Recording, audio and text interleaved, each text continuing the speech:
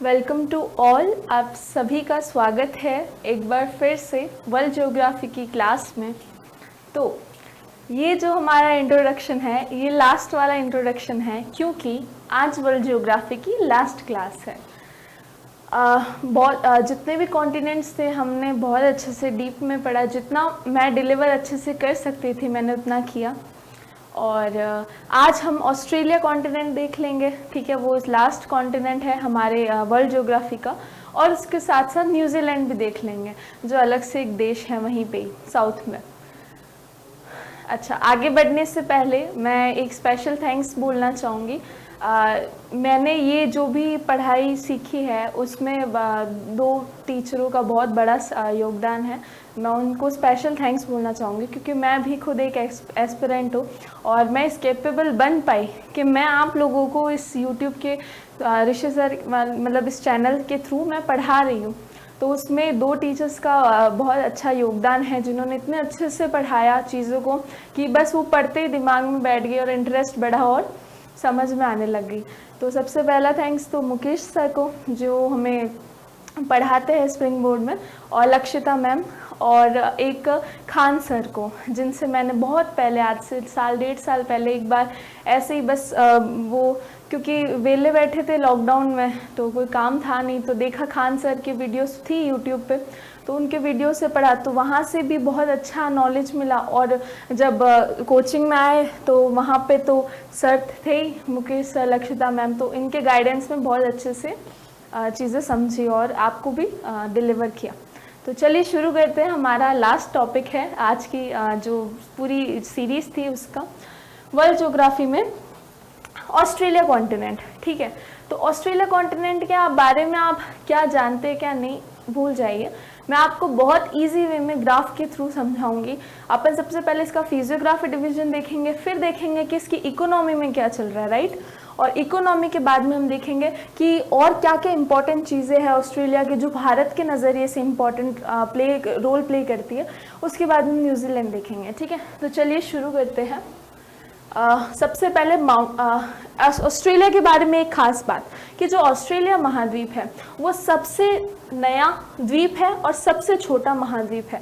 आपको मैंने सातों जो महाद्वीप कॉन्टिनेंट बताए थे, अगर आपको याद हो तो ऐसे Asia, Africa, north America, south America, Antarctica, Europe और ऑस्ट्रेलिया।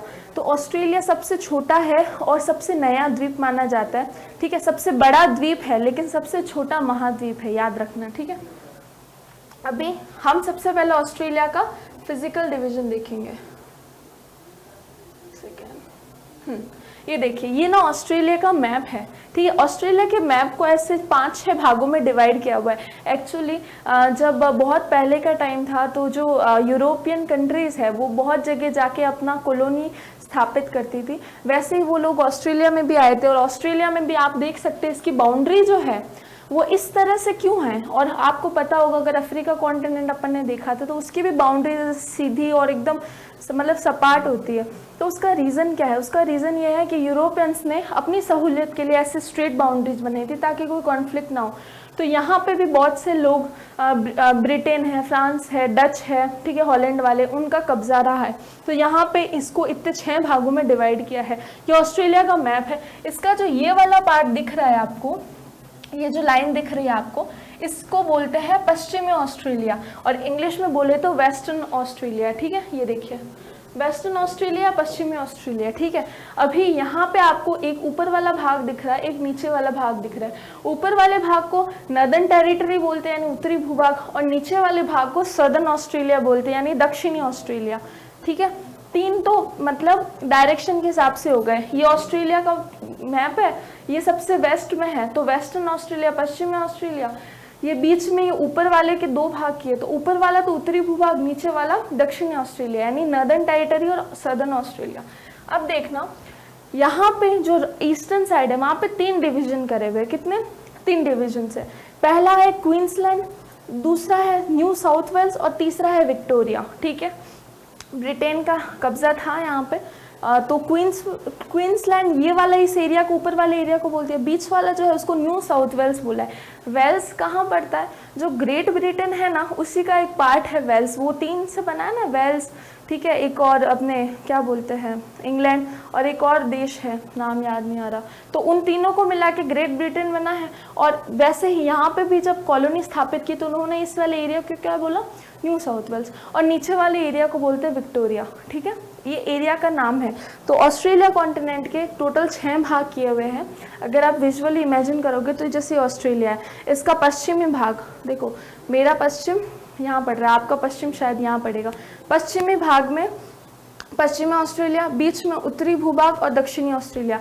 इधर आएंगे तो 3 पार्ट्स हो गए इसके, क्वींसलैंड, बीच वाला न्यू साउथ वेल्स और नीचे वाला विक्टोरिया, ठीक है। ये ऑस्ट्रेलिया के 6 विखंडन किए। ये बता दिया सबसे नया द्वीप है। क्या है सबसे नया? सबसे बड़ा लिखना चाहिए एक्चुअली, सबसे बड़ा द्वीप और सबसे छोटा महाद्वीप। देखो द्वीप और महाद्वीप में क्या अंतर होता है? जिसको चारों ओर से पानी ने घेरा है वो द्वीप है, लेकिन इस जिस पार्ट को घेरा है अगर उसका साइज बहुत ज़्यादा बड़ा है, वो किसी प्लेट के ऊपर है और फिर पानी से घिरा हुआ है, तो उसको बोलते हैं महाद्वीप। मतलब ज़रूरी नहीं है महाद्वीप चारों ओर से पानी से घिरा हो। यूरोप कहाँ चारों ओर से पानी से घिरा है, ठीक है, लेकिन फिर भी उसको महाद्वीप बोलते हैं। द्वीप मतलब जो चारों ओर से पानी से घिरा हो। अभी हम आते हैं अपने ऑस्ट्रेलिया के फिजिकल डिवीजन के ऊपर। देखो हम ऑस्ट्रेलिया जो कॉन्टिनेंट है ना, उसके कुछ मतलब भौतिक वितरण पढ़ेंगे। जैसे हम सबसे पहले पर्वत देखेंगे कि ऑस्ट्रेलिया में कहाँ कहाँ कितने पर्वत हैं। उसके बाद में हम पठार देखेंगे कि ऑस्ट्रेलिया में, तुम्हें पता है, तुम्हें जान के बहुत मतलब हैरानी होगी कुदरत चीज़ कैसे बनाती। वो आपको ना ऑस्ट्रेलिया का फिजियोग्राफी डिवीज़न देखने को मिलेगा, जहाँ पे ऑस्ट्रेलिया में एक तरफ बहुत सारे मरुस्थल है, वहाँ एक तरफ दूसरी तरफ में बहुत बड़ा जलाशय दे रखा है। जहाँ बहुत सारे पर्वत है वहीं पे पठार भी दे रखे हैं। जहाँ पे मरुस्थल है वहाँ पे पानी की नदियाँ भी, उस तरफ में नदियाँ बह रही है। मतलब बहुत चीज़ों का संगम कह दो आप, मिक्सचर कह दो। ऑस्ट्रेलिया की फिजियोग्राफी कुछ वैसी है, उसका जो भौतिक विवरण है, वितरण है, वो वैसा ही है। तो पर्वत देखेंगे, पठार देखेंगे, फिर हम देखेंगे मरुस्थल कि कौन कौन से मरुस्थल है। फिर हम देखेंगे एक बहुत इंपॉर्टेंट है ग्रेट आर्टिशियन बेसिन। क्या होता है? नाम सुना होगा आप सभी ने, ग्रेट आर्टिशियन बेसिन क्या होता है मैं बताऊंगी। फिर देखेंगे Murray darling basin, Murray darling basin. अभी मुर्रे और डार्लिंग क्या है? तो डार्लिंग तो नदी है, मुर्रे भी नदी, और ये दो नदी मिलके जो भी एरिया को कवर करती है, जो उसका बेसिन एरिया होता है, उस एरिया को बोलते हैं मुर्रे और डार्लिंग का बेसिन।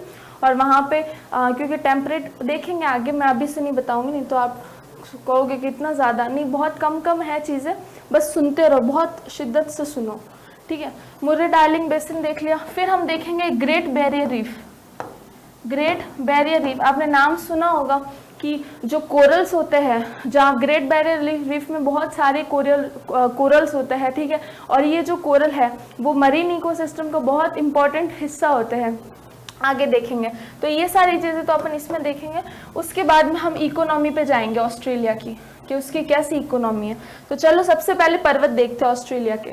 ये ऑस्ट्रेलिया का मैप है, ठीक है। ऑस्ट्रेलिया के पर्वत बहुत आसान है अगर आप ध्यान से देखोगे। कैसे?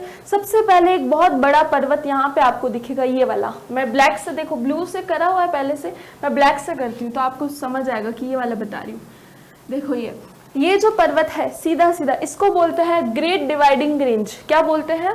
ग्रेट डिवाइडिंग रेंज या ग्रेट डिवाइडिंग श्रेणी, पहला यहाँ पे। दूसरा, इसी ग्रेट डिवाइडिंग रेंज से एक शाखा निकल रही है पर्वत की ऐसे, और इसको बोलते हैं ग्रे रेंज। क्या बोलते हैं? ग्रे श्रेणी या ग्रे रेंज। उसके बाद में जो ग्रेट डिवाइडिंग रेंज है उसी का एक्सटेंशन, उसी का विस्तार है 3 श्रेणियाँ। कौन कौन सी?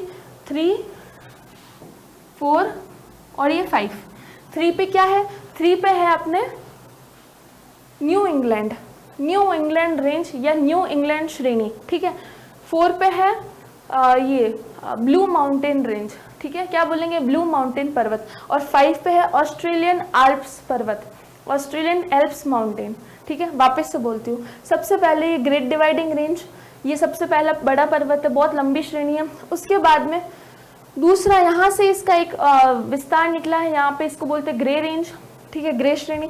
उसके बाद इसी का एक्सटेंशन है, इसी का विस्तार है। तीसरे नंबर पे न्यू इंग्लैंड रेंज, फिर चौथे नंबर पे ब्लू माउंटेन, और यहाँ पे है ऑस्ट्रेलियन आल्प्स। नाम देख लो, Great Dividing Range, Grey Range या ग्रे श्रेणी, न्यू इंग्लैंड श्रेणी, ब्लू पर्वत श्रेणी और ऑस्ट्रेलियन आल्प्स, ठीक है। मैंने हिंदी में लिखा है, इंग्लिश में आपको बोल रही हूँ। Great Dividing Range, Grey range, new England range, ये ब्लू माउंटेन रेंज और ऑस्ट्रेलियन आल्प्स। अब यहाँ पे देखो, ये तो 5 यहाँ पे हो गई। सेंटर में ऑस्ट्रेलिया कॉन्टिनेंट के 3 श्रेणियाँ दे रखी है। कौन कौन सी 3 है? 6, 7, 8। देखो 6 पे है अपने ये रेनॉल्ड रेंज, 7 पे है मैकडोनल्ड और 8वीं पे है मासग्रो रेंज। क्या नाम है? मैसग्रो या मासग्रो रेंज, ठीक है। मैं वापस से इंग्लिश में लिखूंगी तो थोड़ा ज़्यादा अच्छे से समझ में आएगा। रेनॉल्ड रेंज, मैकडोनल्ड रेंज, ये डी आएगा, LD है, ठीक है। मैकडोनल्ड रेंज और मैसग्रो रेंज, ठीक है। रेनॉल्ड, मैकडोनल्ड, मैसग्रो, और सबसे लास्ट में वेस्टर्न में एक आती है रेंज 9 नंबर पे, उसका नाम है डार्लिंग रेंज। क्या नाम है? Darling range. ध्यान की बात देने ये है कि डार्लिंग नाम की नदी भी बहती है, कहाँ पे? ईस्टर्न साइड में, और वेस्टर्न साइड में डार्लिंग नाम की रेंज भी है, ठीक है। ये डार्लिंग रेंज है और यहाँ पे एक नदी बहेगी, इसका नाम है डार्लिंग नदी, ठीक है। कंफ्यूज मत होना। तो अपन ने 9 पर्वत देखे हैं, एक बार विजुअलाइज करते हैं वापस से। सबसे पहले ऑस्ट्रेलिया का मैप, इसके वेस्टर्न साइड में सबसे बड़ी नहीं, ईस्टर्न साइड में ग्रेट डिवाइडिंग रेंज, उसी का एक पार्ट है ग्रे रेंज। उसके नीचे आओगे तो एक है अपने न्यू इंग्लैंड रेंज, फिर ब्लू माउंटेन, फिर ऑस्ट्रेलियन आल्प्स, ठीक है। उसके बाद में सेंटर में जाओ तो 3 मिलेगी कंटिन्यू। सबसे पहले मिलेगी रेनॉल्ड, फिर मिलेगी मैकडोनल्ड, फिर मिलेगी ये मैसग्रो। उसके बाद में वेस्टर्न साइड में जाओगे तो एक मिलेगी, वो है डार्लिंग रेंज, ठीक है। डार्लिंग नदी नहीं, डार्लिंग रेंज। तो ये 9 पर्वत थे, इनके बारे में पता होना चाहिए। चलो अभी नेक्स्ट आगे बढ़ते हैं पठार के ऊपर। देखो ऑस्ट्रेलिया में पठार भी बहुत सारे, लेकिन जो मैंने इंपॉर्टेंट पठार है 5, ठीक है, 5 इंपॉर्टेंट पठार मैंने आपको यहाँ पे बताया है। ऑस्ट्रेलिया का मैप आप देखोगे तो ये जो राइट साइड में ऊपर तीखा तीखा सा आपको लगेगा, एक पेनिनसुला, प्रायद्वीप के तरफ। अगर आपको पता नहीं है तो बता दूं, प्रायद्वीप क्या होता है? प्रायद्वीप एक ऐसा भूभाग होता है जिसको 3 तरफ से पानी ने घेरा हो। मतलब जैसे इंडियन पेनिनसुलर बोलते हैं ना, भारत प्रायद्वीप है एक, तो कैसे? ये भारत का मैप है।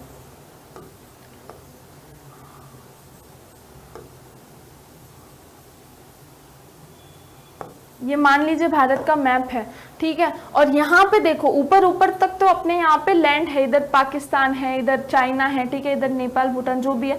यहाँ पे अपने इंडियन ओशन पड़ता है, ठीक है। तो इंडियन ओशन अपन को 3 तरफ से घेरा है, यहाँ पे भी है, नीचे भी देखो तो, और यहाँ पे भी देखो तो। अपने क्या इस भाग को क्या बोलते हैं? इंडियन पेनिनसुला या भारत का प्रायद्वीप, ठीक है। सेम एज दैट ये वाला भाग देखो, ऊपर भी पानी है, यहाँ पे भी पानी, यहाँ पे भी पानी, तो ये भी एक तरह का पेनिनसुला हुआ। इसको बोलते हैं केप यॉर्क पेनिनसुला। इंग्लिश में लिखूं अगर मैं तो देखो केप यॉर्क, देखो केप ऑफ गुड होप का केप, न्यूयॉर्क का यॉर्क और पेनिनसुला। पेनिनसुला को हिंदी में क्या बोलते हैं? प्रायद्वीप, ठीक है। दूसरे नंबर पे इधर आ जाओ आप, इसके जस्ट ऑपोजिट में यहाँ पे एक बड़ा सा पठार दिखेगा, उसको बोलते हैं किम्बरले का पठार। क्या बोलते हैं? किम्बरले प्लेटो, किम्बरले का पठार, ठीक है। फिर उसके पास में ही राइट साइड में एक छोटा पठार और दिखेगा, उसको बोलते हैं अंतरिम प्लेटो, ठीक है। इंग्लिश में लिखूं मैं अगर तो एंटरिम प्लेटो या फिर अंतरिम का पठार, ठीक है। ये वाला बीच में एक पठार दिखेगा थोड़ा बड़ा सा, इसको बोलते हैं बार्कले टेबल लैंड। क्या बोलते हैं? Berkeley table land. हिंदी अगर इंग्लिश में लिखूं मैं तो बार्कले टेबल लैंड। एक्चुअली ना ये थोड़ा बड़ा है और बहुत मतलब ऐसे दूर से देखते हैं तो टेबल जैसा दिखता है, तो अपन कहते हैं इसको टेबल लैंड है, तो बार्कले टेबल लैंड इसका नाम है। और लास्ट में एक आपको साउथ में दिखेगा, ये भी एक पेनिनसुला है, देखो ध्यान से, छोटा सा जगह, यहाँ पे भी पानी है, यहाँ पे भी पानी, यहाँ पे भी पानी, तो ये भी एक तरह का क्या है? पेनिनसुला है। और इस पेनिनसुला का नाम है आयरी पेनिनसुला। क्या नाम है? आयरी पेनिनसुला। मैं अगर लिखूं तो देखो ये हिंदी में तो लिखा हुआ ही है, इंग्लिश में लिखते हैं आयरी पेनिनसुला, ठीक है। तो 5 पेनिनसुला मैंने आपको बताया, आयरी पेनिनसुला लास्ट वाला था। 5 पेनिनसुला में सबसे पहले इस तरफ में है अपने केप यॉर्क प्रायद्वीप, उसके जस्ट ऑपोजिट में इधर है किम्बरले का पठार, इसके पास में है अंतरिम पठार, इसके नीचे है बार्कले टेबल लैंड और सबसे नीचे है आयरी प्रायद्वीप। अगर इंग्लिश में बोले तो सबसे पहले केप इधर, एक तो वीडियो में पता है हाथ में मेरा जो लेफ्ट होता है वो आपको वीडियो में राइट दिखता है, तो कंफ्यूजन होता है, मैं ऐसे ही बताती हूँ। सबसे पहले केप यॉर्क पेनिनसुला, इसके बाद किम्बरले प्लेटो, इसके पास में अंतरिम प्लेटो, उसके बाद में नीचे बार्कले टेबललैंड और सबसे नीचे आयरी पेनिनसुला। तो 5 तो ये हो गए। तो अपन ने क्या किया अभी तक, 9 तो पर्वत देखे हैं और 5 पठार देखे हैं। इतना आपको याद हो गया होगा अगर आपने सही से मेरे को सुना है, क्योंकि मैंने इतनी बार बोला है। अभी नेक्स्ट पे बढ़ते हैं मरुस्थल पे। देखो मरुस्थल ना बहुत इजी है यहाँ पे याद करना ऑस्ट्रेलिया के। तो मरुस्थल कैसे याद करेंगे, सिर्फ सेंटर में मरुस्थल पाए जाते हैं, सेंटर के थोड़ा वेस्ट में मतलब जाओ तो आप, तो यहाँ पे 5 मरुस्थल ऐसे यूँ, एक चंदा होता है ना, जैसे इंग्लिश मीडियम के बच्चे डी बोलते हो, अपन चंदा बोलते थे। एक बार किस्सा बताती हूँ, एक बार मैं बहुत मतलब स्कूल में पढ़ते थे उस समय की बात है, तो एक बार मैम ने बोला कि सब डी निकालो, ठीक है। तो अभी इंग्लिश मीडियम के बच्चे जो मतलब मैं तो हिंदी मीडियम में थी उस टाइम पे, तो मेरे को पता नहीं चला डी क्या है। तो आधे बच्चे, मैं और मेरे दोस्त आपस में देख रहे कि मैम क्या बोल क्या रही है, डी मतलब क्या होता है ठीक है, क्योंकि उसका शेप जो होता है चंदा का वो ऐसा ही होता है ना, इस तरह, तो वो डी होता है। तो मैं और हमारे दोस्त जो थे हम सोच रहे थे कि यार ये डी क्या होता है। फिर मैम एक बार हमारे पास है कि तुम डी नहीं लेके आए। मैंने कहा मैम कहना क्या चाहते हो आप, तो क्या, अरे वो होता है ना, वो तुम्हारी एक बॉक्स आती थी जिसमें ना 60-70 रुपए की आती थी, जिसमें प्रकार, ठीक है, चंदा, और वो एक वो जो होता था दोनों तरफ से वो सुई जैसा होता था, उसका तो मेरे को आज तक नहीं पता चला उसका उपयोग क्या होता है, ठीक है तो फिर मैम ने बोला कि डी निकालो, तो मैंने कहा मैम मेरे को नहीं पता डी क्या होता है और मैं तो नहीं लाई हूँ जो भी होता है। पीछे से मेरा एक फ्रेंड बोली कि अरे चंदा निकाल, चंदा अंदर से तो वो निकाला ना, तो इतनी हंसी मैम भी और मैं भी बहुत हंसी। तो वैसे हाँ, तो ये ना डी जैसा दिख रहा है, देखो ये देखो डी जैसा दिख रहा है। अब इसको मैं इमेजिनरी लाइन से जोड़ दूंगी तो ये चंदा नहीं बन गया, सेम एज दैट। अब आप याद रखना, ये ऐसे चंदा, उल्टा चंदा बन रहा है, और इसमें देखो 1 2 3 4 5 ऐसे लाइन से 5 में गोलाई में 5 मरुस्थल है, ठीक है। तो पहला मरुस्थल का नाम है सिम्पसन, यहाँ से बताऊं सिम्पसन, पहले मरुस्थल का नाम है सिम्पसन, ठीक है, बोलो मेरे साथ सिम्पसन। दूसरे मरुस्थल का नाम है तनामी, क्या नाम है, तनामी। तीसरे का नाम है ग्रेट सैंडी डेजर्ट, क्या नाम है, ग्रेट सैंडी डेजर्ट। चौथे का नाम है गिब्सन और 5वें का नाम है ग्रेट विक्टोरिया। कंफ्यूज मत हो, एक साथ मेरे साथ बोलो, Simpson, Tanami, great Sandy, Gibson, great Victoria. Simpson, Tanami, great Sandy, Gibson, great Victoria. Simpson, Tanami, great Sandy, Gibson, great Victoria. पांचों के नाम याद हो, देखो Simpson, Tanami, great Sandy, Gibson, great Victoria. Simpson, Tanami, great Sandy, Gibson, great Victoria, ठीक है। पांचों मरुस्थल याद हो गए आपको, ठीक है। तो 9 तो पर्वत याद हो गए, 5 पठार याद हो गए, 5 मरुस्थल याद हो गए। अब अपन बढ़ते हैं ग्रेट आर्टिशन बेसिन के ऊपर, ठीक है। अब भाई आर्टिशन बेसिन होता क्या है, सबसे पहले तो इसको समझते हैं, ध्यान से देखो। एक ऐसा भूभाग, आर्टिशन बेसिन मतलब एक ये ना प्राकृतिक जलाशय है, मतलब भूमिगत जलाशय जिसको बोलते हैं। मैं समझाती हूँ आपको। मान लीजिए हमारी जो अर्थ होती है, जो सरफेस होती है, उसमें जब भी पानी आता है तो क्या होता है, वो धीरे धीरे रिस के नीचे चला जाता है, भूमि के अंदर चला जाता है। अभी क्या होता है, भूमि के बहुत नीचे रॉक पाई जाती है, चट्टानें पाई जाती है। अब वो चट्टान मान लो अवसादी चट्टान या सेडिमेंट्री रॉक है, ठीक है। तो ऐसे अवसादी चट्टानें या ऐसे सेडिमेंट्री रॉक जिनके अंदर बहुत सारे पोरस हो, यानी बहुत सारे छिद्र हो, तो जब भी पानी जो ऊपर सरफेस पे है वो रिस के नीचे की तरफ जाएगा तो उन अवसादी चट्टानों के जो पोरस है, जो छिद्र है, उसके अंदर जमा होता रहेगा। और ऐसे करते करते बहुत सालों तक अगर पानी जमा हुआ तो क्या हो जाएगा, भूमि के अंदर का जो पार्ट है वहां पे बहुत बड़ा जलाशय का निर्माण हो जाएगा। एग्जैक्टली इसे ही बोलते हैं आर्टिशन या बोलते हैं एक्वीफर। मैं बताऊं एक बार आपको, एक्वीफर किसको बोलते हैं कि जब सरफेस वाटर डाउन के अंदर जाता है तो वहां पे अवसादी चट्टानें हैं जिनके अंदर बहुत सारे छिद्र है, यानी सेडिमेंट्री रॉक्स है जिनमें बहुत सारे पोरस है, तो वहां पे धीरे धीरे वाटर एक्यूमुलेट होता रहता है, यानी पानी का संरक्षण होता रहता है, जल इकट्ठा होता रहता है। और जहां पे भी जल इकट्ठा होता है उसको हम क्या कहते हैं, जलाशय बोलते हैं। तो सबसे बड़ा जलाशय, भूमिगत जलाशय कोई है तो वो है ग्रेट आर्टेशियन बेसिन। अच्छा, जब मैं कह रही हूँ सबसे बड़ा है तो स्वाभाविक सी बात है, दिमाग में सवाल आता है कि कहाँ से कहाँ तक फैला हुआ है, ये तो बताओ। तो देखो ये जो है ये अपन ने ग्रेट डिवाइडिंग रेंज पढ़ी है अभी जस्ट माउंटेन्स के अंदर, और ये जो ग्रे रेंज है जो इसका एक्सटेंशन है ये तो इसकी बाउंड्री बनाते हैं। और यहाँ पे हमने एक डेजर्ट देखा है सिम्पसन और यहाँ देखा है तनामी।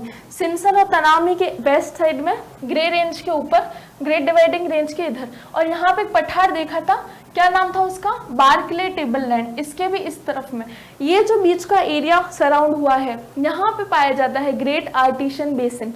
ठीक है, वापस से देखो इसका एरिया कहाँ पे है, ग्रेट डिवाइडिंग रेंज का एक्सटेंशन है ग्रे रेंज उसके वेस्ट साइड में, और यहाँ पे है सिम्पसन और यहाँ तनामी और ऊपर बार्कले टेबललैंड इसके वेस्ट मतलब ईस्टर्न साइड में, इस वाले एरिया में यहाँ पे पाया जाता है ग्रेट आर्टेशियन बेसिन। समझ आया आपको?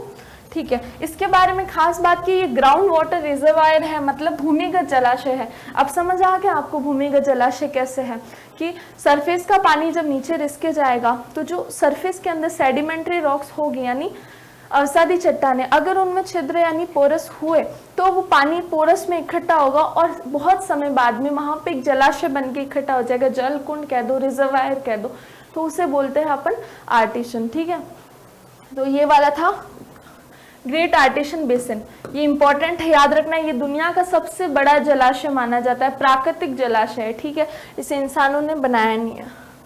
अब है मुर्रे डार्लिंग बेसिन। एक सेकेंड पानी पी लूं।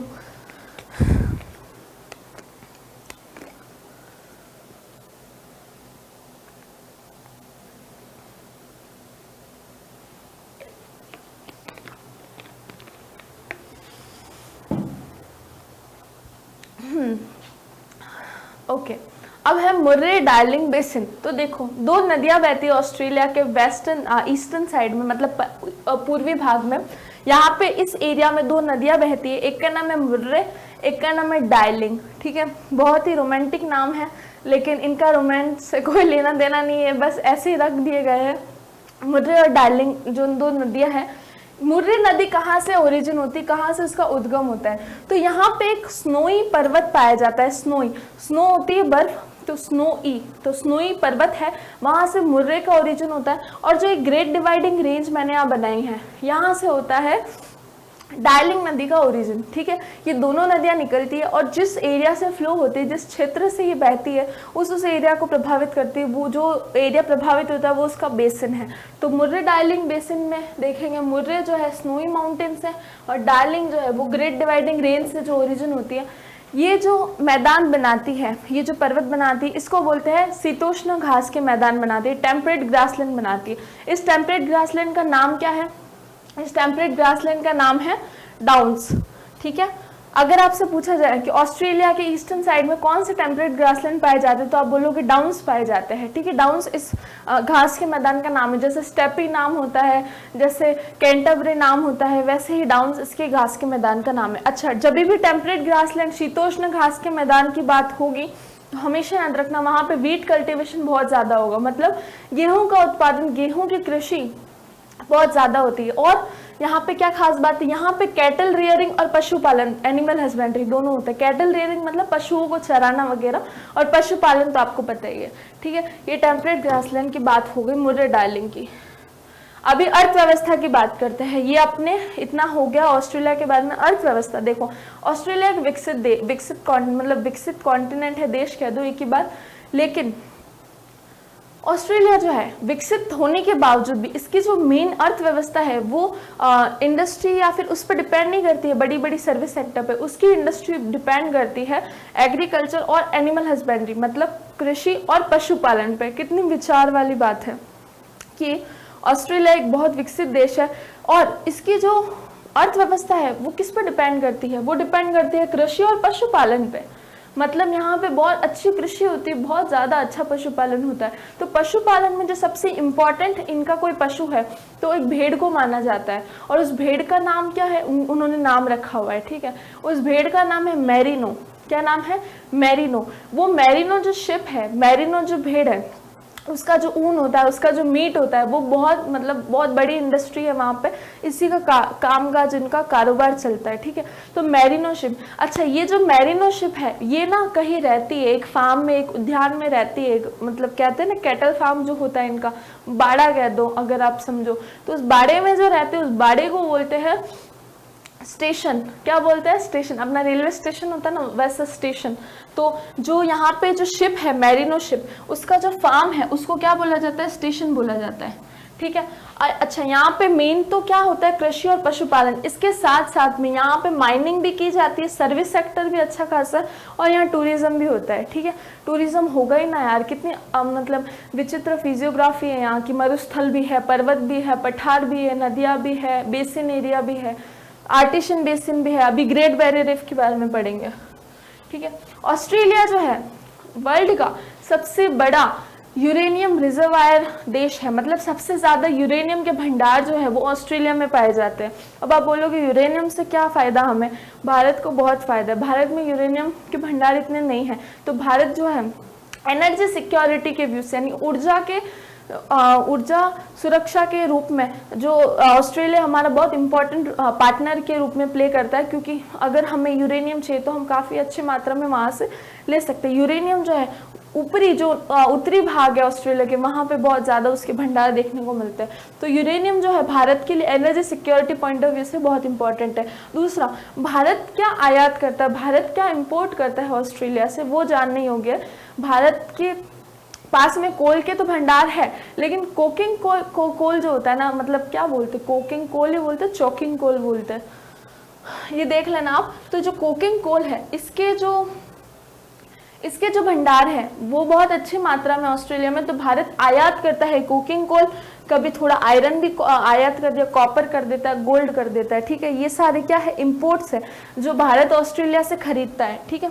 और भारत का जो डायस्पोरा है वो ऑस्ट्रेलिया में बहुत ज़्यादा हो रहा है, क्योंकि भारत की पॉपुलेशन अब बहुत एक्सीड करने जा रही है फर्स्ट नंबर पे। तो भारत का जो इंडियन डायस्पोरा है वो बहुत अच्छी जो डेवलप्ड कंट्रीज है वहाँ पे तो होता ही है, USA, यूरोप में, सेम एज ऑस्ट्रेलिया में भी भारत का जो डायस्पोरा है वो काफ़ी अच्छा है, ठीक है। तो दो तीन बातें कि यूरेनियम का बहुत बड़ा भंडार कहाँ पे है, तो ऑस्ट्रेलिया में। भारत क्या आयात करता है? हम भारत कोकिंग कोल हो गया, ठीक है, आयरन, कॉपर, गोल्ड हो गया, ये सब आयात करता है। दूसरा, एनर्जी पॉइंट ऑफ व्यू से हमारा ऑस्ट्रेलिया के साथ जो रिलेशन है वो बहुत इंपॉर्टेंट फिर रोल प्ले करता है।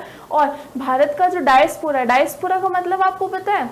डायस्पोरा का मतलब होता है कि मान लो मेरी पढ़ाई ग्रेजुएशन पूरी हो गई, अभी मेरे को हाई एजुकेशन मतलब परस्यू करना है, तो मैं ना फॉरेन में अप्लाई करती हूँ। तो मैं मान लो फॉरेन चली गई, जैसे मेरे दाऊ है, ठीक है, वो बात करते हैं कि कभी मेरे को अभी हायर एजुकेशन के लिए बाहर US से जाना है। तो क्यों जाना है? क्योंकि वहाँ पे जो बोलते हैं कि जो वैल्यू होती है वो क्वालिटी ऑफ एजुकेशन वो बहुत ज़्यादा होती है, ठीक है। सेम एज दैट, तो भारत के बहुत स्टूडेंट्स जो है बाहर जाते हैं पढ़ने के लिए, तो वो एक इंडियन डायस्पोरा है। दूसरा, सिर्फ पढ़ने ही थोड़ी जाते हैं, कोई व्यापार करने के लिए भी जाता है, कोई इन्वेस्टमेंट करने के लिए जाता है, जो लेबर है वो भी बहुत जाते हैं। इसलिए भारत जो है सबसे बड़ा रेमिटेंस अगर मिलता है तो भारत को मिलता है। रेमिटेंस बोले तो मान लो मैं फॉरेन में हूँ, मेरे दाऊ फॉरेन में और उन्होंने वहाँ पे कुछ पैसे कमाए, तो वो भारत हमें फैमिली को भेजेंगे, तो वो जो पैसे आएंगे वो एक तरह से क्या है? भारत का रेमिटेंस है, क्योंकि कमा वहाँ पे रहे, सर्विस वहाँ दे रहे, लेकिन उसका जो आउटपुट है, जो पैसे है वो यहाँ भेजे, तो भारत को एक तरह से फायदा होता है। तो भारत सबसे बड़ा रेमिटेंस वाला देश है और भारत का जो डायस्पोरा सबसे बड़ा है, ठीक है। Next, great barrier reef. Great barrier reef क्या होती है? देखो, ग्रेट बैरियर रीफ सबसे बड़ी है ऑस्ट्रेलिया के अंदर। अभी यहाँ पे ना बहुत डिफरेंट तरीके के कोरल्स पाए जाते हैं। अभी कोरल क्या होते हैं? कोरल एक ऐसा सजीव प्राणी है ना, मतलब सजीव जंतु, मतलब पौधा, कुछ भी कह दो आप, इस तरह के दिखते हैं वो, देखो इतने रंग बिरंगे। और ये क्या होता है? इनमें बहुत न्यूट्रिएंट, बहुत पोषण होता है। तो ऐसे पेड़ पौधे जहाँ पे भी, मतलब पेड़ तो नहीं, ऐसे जो पौधे जहाँ पे भी कोरल्स होते हैं ना, उनके आसपास में मछलियाँ और जो बड़ी बड़ी फिशेस होती है उनको खाने के लिए ज़रूर आती है, ठीक है। बड़ी मछलियाँ इनको खाने नहीं आती है, बड़ी मछलियाँ इन छोटी मछलियों को खाने आती है, और छोटी मछलियाँ इन कोरल्स को खाने आती है। तो एक तरह से जो मरीन इकोसिस्टम है, यानी कि जो जल का जो पारिस्थितिकी है, उसका बहुत इम्पोर्टेंट पार्ट रोल प्ले करता है ये कोरल्स। अगर कोरल नहीं होंगे तो छोटी मछलियाँ खाना खाने कहाँ जाएगी, नहीं जाएगी, वो छुप के बैठी रहेगी। और तो बड़ी मछलियों को खाना किससे मिलेगा, बड़ी मछलियाँ छोटी मछलियों को खाती है, यही फूड चेन का प्रोसेस होता है। इसीलिए कोरल जो है बहुत इंपॉर्टेंट रोल प्ले करते हैं हमारे मरीन इकोसिस्टम के लिए। ये जो ग्रेट बैरियर रीफ है ना, इसको वर्ल्ड हेरिटेज साइट में भी इंक्लूड किया हुआ है, ठीक है। मतलब विश्व की जो विश्व विरासत सूची है उसमें बहुत ज़्यादा इसको इंक्लूड किया गया है, ठीक है।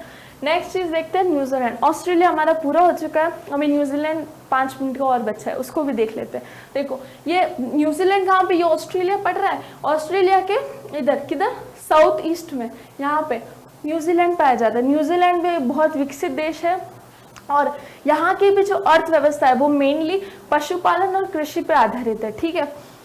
तो न्यूजीलैंड जो है 2 भागों में टूटा हुआ है, एक ऊपर एक आइलैंड है उसका, एक नीचे आइलैंड है। जैसे जापान भी क्या है, आइलैंड का देश है, 4 आइलैंड है उसमें मेजर बड़े, वैसे ही न्यूजीलैंड में 2 आइलैंड है। एक ऊपर वाले को नॉर्थ आइलैंड बोलते हैं और नीचे वाले को साउथ आइलैंड। ऊपर वाले को उत्तरी द्वीप और नीचे वाले को दक्षिणी द्वीप बोलते हैं, ठीक है। ये देखो ये वाला जो है इसको बोलते हैं दक्षिणी द्वीप, और ये वाला जो है इसको बोलते हैं उत्तरी द्वीप, ठीक है। अभी कुछ इंपॉर्टेंट बातें मैं अगर आपको यहीं पे बताऊं, देखो यहाँ पे है ऑस्ट्रेलिया, यहाँ पे है न्यूजीलैंड, इनको बीच में अलग करने वाला अगर कोई सागर का नाम पूछे तो क्या है, तस्मान सी, यानी तस्मान सागर, ठीक है। और न्यूजीलैंड के अगर आप ईस्ट में पूछोगे तो यहाँ पे पैसिफिक ओशन, यानी प्रशांत महासागर,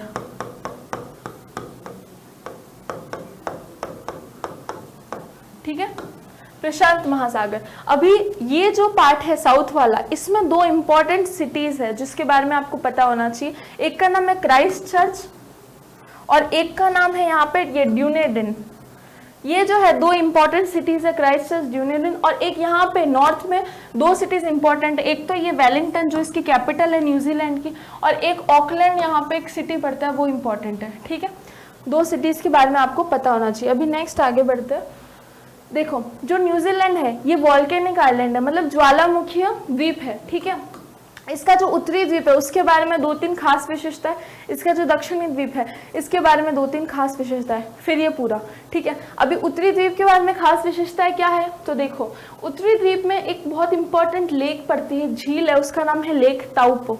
क्या नाम है, लेक ताउपो। अब ये लेक ताउपो के बारे में क्या बात है खास, ये काल्डेरा झील है, काल्डेरा लेक है। काल्डेरा झील क्या होती है, एक ऐसी झील जो ज्वालामुखी जब विस्फोट होता है तो बहुत बड़ा भूभाग ऊपर उछलता है उस विस्फोट से, और वही भूभाग जब बाकी नीचे धड़ाम से गिरता है तो वहां पे जो बड़ा सा खड्डा हो जाता है उसको बोलते हैं काल्डेरा। और समय बाद में जब वहां पे वर्षा होती है और उस बड़े से खड्डे में जो पानी इकट्ठा होता है उससे बोलते हैं काल्डेरा झील, ठीक है। तो यहाँ पे लेक ताउपो काल्डेरा झील पाई जाती है। यहाँ पे उत्तरी द्वीप में जो जलवायु है वो चीन समान जलवायु पाई जाती है, चीन तुल्य जलवायु, इंग्लिश में बोले तो चाइना टाइप ऑफ क्लाइमेट पाया जाता है, ठंडा वातावरण यहाँ पे पाया जाता है। दूसरा यहाँ पे एक मैदान पाए जाते हैं, देखो उत्तरी द्वीप में भी मैदान पाए जाएंगे, दक्षिणी द्वीप में भी मैदान पाए जाएंगे। उत्तरी द्वीप में जो मैदान पाए जाएंगे उसका नाम है तारानाकी मैदान। क्या नाम है, तारानाकी मैदान। इस तारानाकी मैदान के बारे में 2 खास बात, ये एक ज्वालामुखी मैदान है, पहली बात। दूसरा यहाँ पे मेनली डेयरी और मीट का काम किया जाता है। डेयरी मतलब दूध वगैरह का प्रोडक्शन, और मीट मतलब जो पशुपालन यहाँ पे किया जाता है उन्हीं का मतलब वो मीट का बहुत बड़ा प्रोसेसिंग चलता है। तो यहाँ पे डेयरी और मीट का प्रोडक्शन। अच्छा एक सवाल पूछो आपसे, मेरे को कमेंट बॉक्स में बताओगे। जो नॉर्थ अमेरिका है उसमें एक देश है कनाडा, और उस कनाडा का सबसे बड़ा मीट प्रोडक्शन कहाँ होता है, चलो बताना, ठीक है। और यूएसए में भी मीट प्रोडक्शन सबसे ज़्यादा कहाँ होता है, ठीक है। ये बात थी इसकी। चलो अब आगे बढ़ते हैं। Last south island. South island में कौन सा, मतलब दक्षिण द्वीप में कैसा वो पाया जाता है, क्या बोलते हैं जलवायु, वहाँ का क्लाइमेट कैसा है, तो वहाँ पे लॉरेंशियन टाइप ऑफ क्लाइमेट है, ठीक है। ये सारे अगर आप वो पढ़ते हो ना जलवायु, तो उसमें आपको पढ़ाते हैं कि मेडिटेरेनियन टाइप ऑफ क्लाइमेट क्या होता है, tropical monsoon type of climate क्या होता है। उसी का पार्ट है कि लॉरेंशियन टाइप ऑफ क्लाइमेट, यानी लॉरेंशियन तुल्य जलवायु मतलब ठंडा वातावरण यहाँ पे भी पाया जाता है। दूसरा, यहाँ पे एक मैदान पाए जाते हैं, इसका नाम है कैंटाबरी। क्या नाम है? कैंटाबरी मैदान, दक्षिणी वाले द्वीप में। और कैंटाबरी मैदान के बारे में दो खास बात की, पहला तो ये लावा से बना है, वो ज्वालामुखी मैदान है, और दूसरा यहाँ पे डेयरी और मीट का उत्पादन ज़्यादा होता है डेयरी से।